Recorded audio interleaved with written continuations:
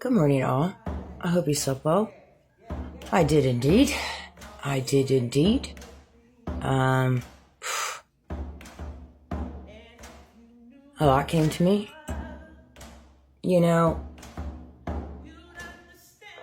I think given the circumstances in the situation of the entire world, globally, nationally, I think the only way to get to the other side is to recognize that the only way for change is to be the change within yourself, whatever that looks like for you. And for me personally, knowledge is power. Learning how people operate, learning what makes people tick. And not only for others, but myself, learning how I operate, learning what makes me tick. Also, be an observer, not always saying something, but just kind of take it in. You don't always have to have a response. You can just sit back and observe. And so often enough, so many people want to insert themselves in things that really don't need inserting. And that really runs alongside the ego. It truly does in a lot of different stances, I believe.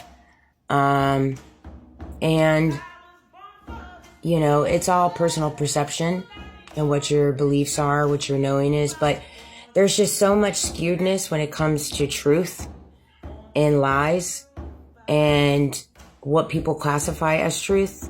Like, now we live in a world where they classify truth as lies, because if it was truth, then it wouldn't be done in the dark. It would be done in the light. You wouldn't have to blackmail or coerce or bribe or, partake in corruption if it was truth, right? But seeing as it's not truth, it's lies, it's all done in the back. But then they turn around, manipulate it, redirect it, and push it as truth, right?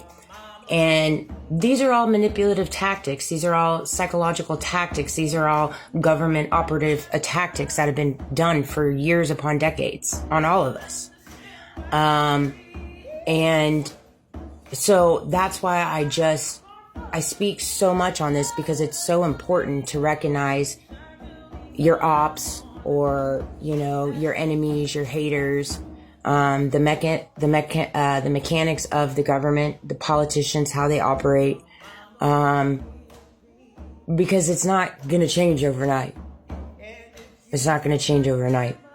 And for me, a big part of my healing venture is just realizing that people really misuse love. They surely do. In different ways, they don't realize they're doing it because of their unhealed wounds, their childhood traumas, and whatever they've got in bed with when it comes to contracts and things underground. And again, I'm talking on behalf of my circumstance and my situation, but take away with what resonates. There's different things in reference to my circumstance and situation that carries outside this entire nation, and different things what's happening at the top, right? Because, for example, Poppy T took advantage of all of us in different ways and presented a compelling story of all these things that they were going to do. And now, fast forward almost a year, things are unfolding differently. And yet the economy is still the same, if not worse. The job market is the same, if not worse. The financial state is the same, if not worse. The food cost is the same, if not worse. And just fill in the blanks. The medical industry, every single thing, right? And these are all things that were supposed to be, somewhat moving in a better direction. And I'm not sure where we're at with that, all I can go is based off the facts. And I know for the facts in my community, I'm not seeing a change in any of that. All right. And so when you have a country where people so badly can't find jobs, there's not jobs out there, and then the jobs that they have don't pay them enough to live, what is one supposed to do? Well, live off their credit, rob Peter to pay Paul, right? And that's why we have such a high debt ratio for our entire nation. And, you know, it's also on the flip side of that coin, absolutely frustrating to me.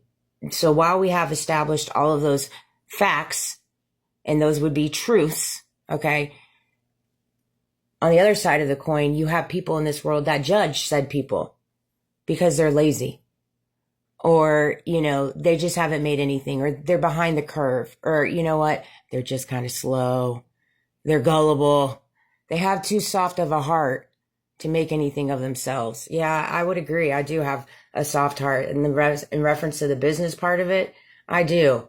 There's just, I get the mechanics of a business, you know, how it operates, what you need from the tippity top, from the bottom, from the side to side.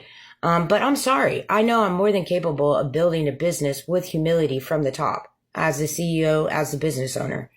And I will never talk down to people in front of other people. That's just not, I know what that feels like. I've had that done to me my entire life, whether that's in my personal life or in my business life. And I'm sorry, but there's a professionalism that you can conduct business, and you can agree to disagree on this. And yes, there needs to be accountability, but there also needs to be humility when you handle different situations, depending on what the situation is. Like, this brings me back to that wonderful handy dandy company that I lived at pretty much, that I worked at, you know, and how much they belittled me in front of employees that I was supposed to manage. How does one manage employees when you're literally belittling the manager in front of them? Riddle me that. Where is the respect level? If you're not getting respect level from the top, how are your employees going to respect you? Respect is earned. You see, and this is where the domino effect happens. And this is where the, like, not carrying out ethics. If you don't have a company that runs alongside ethics, I don't know how you have a company that runs alongside faith. Because in different ways, faith and ethics go hand in hand. I mean, again, this is my personal beliefs, my personal perceptions. You don't have to agree with me. But this is just what I see. This is what I feel. You know?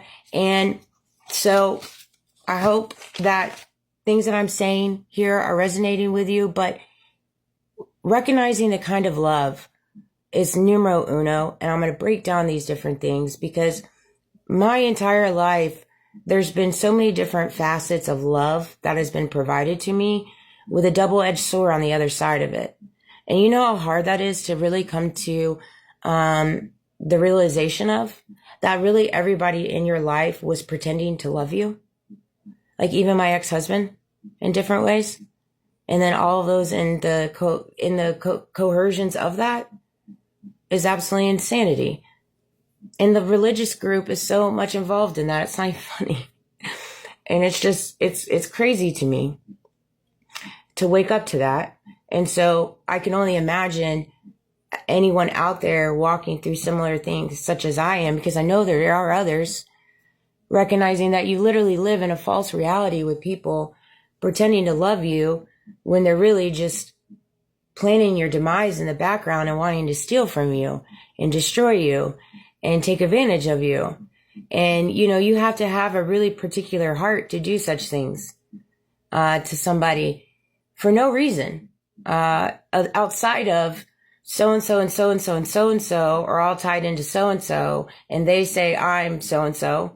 And so it's really important to keep her below the totem because of the things that she could do and bring into this world. And we got to keep a strong grip on her because we don't want the world to heal in the way that the world deserves to heal, essentially.